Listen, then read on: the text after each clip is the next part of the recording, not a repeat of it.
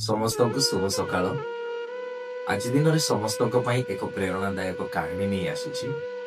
ଭିଡିଓଟିକୁ ଶେଷ ଯାଇ ଦେଖିବାକୁ ଚେଷ୍ଟା କରନ୍ତୁ, କାରଣ ନିଶ୍ଚୟ ଭଲ ଲାଗିବ। ଭିଡିଓକୁ ଜମାରୁ ସ୍କିପ୍ କରନ୍ତୁ ନାହିଁ, ଶେଷ ପର୍ଯ୍ୟନ୍ତ ଦେଖନ୍ତୁ ଏବଂ ଭିଡିଓଟି ଦେଖି ସାରିଲା ପରେ ଆପଣଙ୍କର ମତ ପ୍ରକାଶ କରନ୍ତୁ କମେଣ୍ଟ ମାଧ୍ୟମରେ। ଆଉ ଲାଇକ୍ କରିବା ଏବଂ ସେୟାର କରିବା, ସବସ୍କ୍ରାଇବ୍ କରିବା ଭୁଲିବେ ନାହିଁ। ସଫଳତା ଆସିଲେ ଲୋକେ ବଦଳି ଯାଆନ୍ତି, ଏହି କଥା ଆମେ ପ୍ରାୟ ଶୁଣିବାକୁ ପାଇଥାଉ।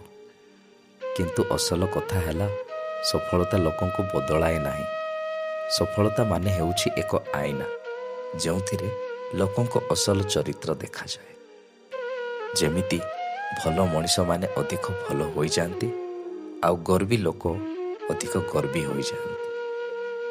ଏକ ଛୋଟ ଗାଁରେ ରାଜୁ ନାମକ ଏକ ଛୋଟ ପିଲା ଥିଲା। ତା ପରିବାର ବହୁତ ଗରିବ ଥିଲା। ସେ ବହୁତ ପରିଶ୍ରମ କରୁଥିଲା।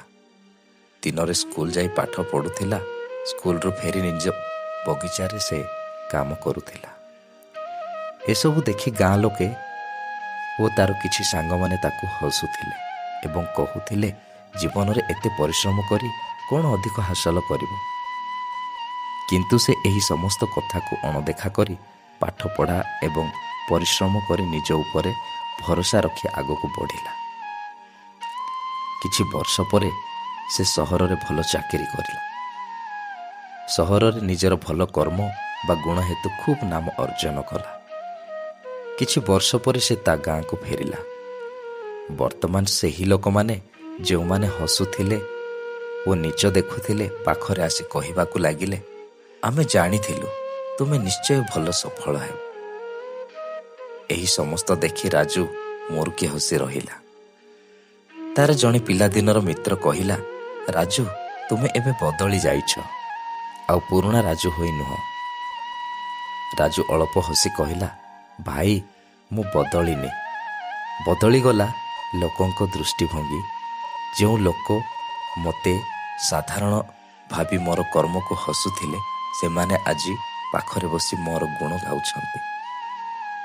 ସଫଳତା ଆସିଲେ ଲୋକେ ଆମକୁ ନୁହେଁ, ଆମର ସଫଳତାକୁ ଅନ୍ୟ ଭାବେ ଦେଖନ୍ତି ଏବଂ ଏହା ଭାବନ୍ତି କି ଆମେ ଗର୍ବୀ ହେଇଗଲୁ। କିନ୍ତୁ ଅସଲ କଥା ହେଲା, କେହି ବଦଳି ଯାଆନ୍ତି ନାହିଁ। ଲୋକମାନେ ସଫଳତା ଆସିବା ପରେ ତମକୁ ଅନ୍ୟ ଭାବେ ଦେଖିବା ଆରମ୍ଭ କରିଦିଅନ୍ତି ଏବଂ ନିଜର ବ୍ୟବହାର ବଦଳାନ୍ତି। ଏଣୁ ଜୀବନରେ କାହାକୁ ନିଜର ପ୍ରମାଣ କରିବା ଦରକାର ନାହିଁ। ଆପଣଙ୍କ ସଫଳତା ନିଜେ ଆପଣଙ୍କ ପକ୍ଷରେ କହିଦେବ। ସଫଳତାକୁ ଗର୍ବ ନୁହେଁ, ଦାୟିତ୍ୱ ବୋଲି ଭାବିନିଅ। ଯେତେବେଳେ ଆପଣଙ୍କ ସଫଳତା ଅନ୍ୟମାନଙ୍କୁ ପ୍ରେରିତ କରିବ, ସେତେବେଳେ ଆପଣ ପ୍ରକୃତରେ ସଫଳ ଅଟନ୍ତି। ନୂଆ ଆରମ୍ଭ ସହ ଆପଣଙ୍କ ଜୀବନକୁ ଆଜି ନୂଆ ଭାବେ ଆରମ୍ଭ କରନ୍ତୁ। ଧନ୍ୟବାଦ।